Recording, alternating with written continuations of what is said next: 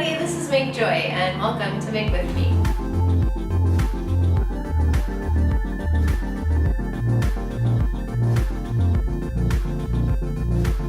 So in this last few months I've gotten rolling on this compost, and this is my old bucket of compost. If you can see all this nice black stuff, but I'm needing a second bin so that I can process more, first of all because this one gets kind of full, but also so that we can let this compost rest and decompose a little bit more and we're not constantly adding new stuff in it. So if we can switch back and forth, that would be better. So the way that I'm doing this is we reuse, so we have to get our water here, our drinking water, in these big bins, and we like to save them to use for crafts and projects because there's no system to recycle them here.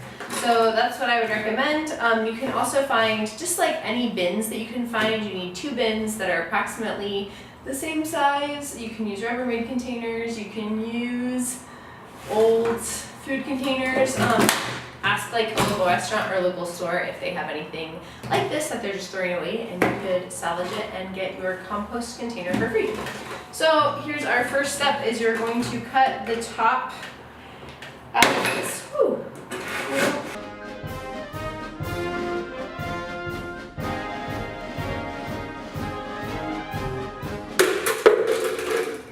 Ta-da! So there's your top half. Then you're gonna want to cut off the bottom of another one to be your drip pan on the bottom. So if you have a bigger container that's more intense, you can just leave it long and tall, but if you're using something that you're cutting yourself, you can just chop off the bottom instead of saving quite as much of it.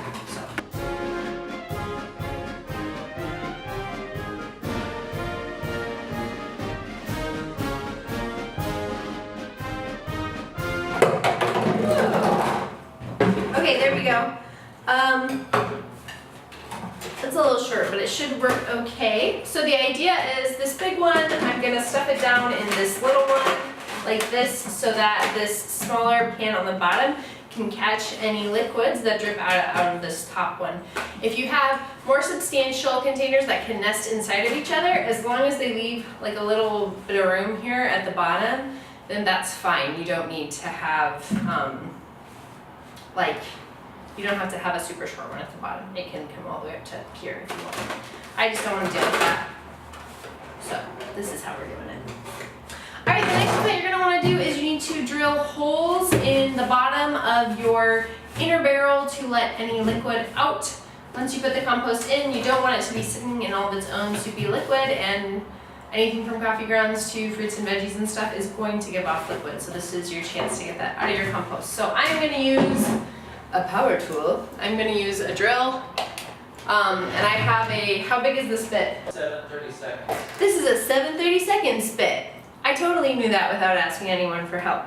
But you can kind of go for whatever size you want. You just don't want the holes to be so big that big chunks of stuff is going to fall through, but they should be big enough that liquid can get through.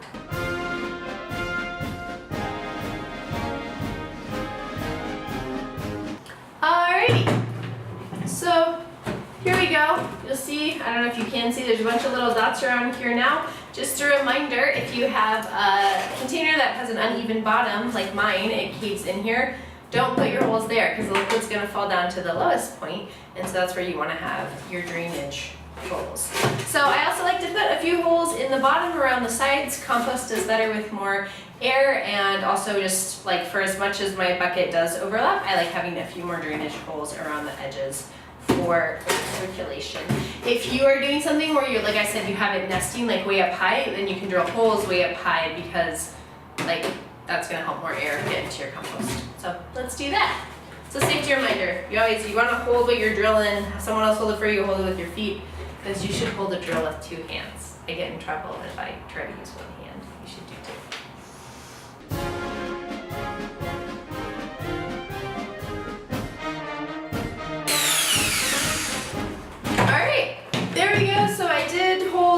Sporadically about this high up, and that'll help there just get more air down into the part of the compost that's not getting air straight from the top of the pile. So plastic shards out of there since I don't want plastic in my compost. And there we go. That's actually the whole structural part of it. Shove that in there. And there you go, there's my compost tumbler. It's super simple. So here you can see I've got like this much space for drip and then my compost tumbler, but I won't leave you with that. I'll let you watch me pack it up too and how I start off my new compost piles.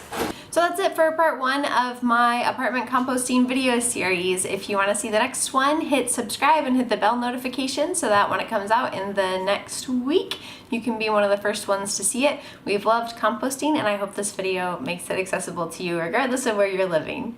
Bye!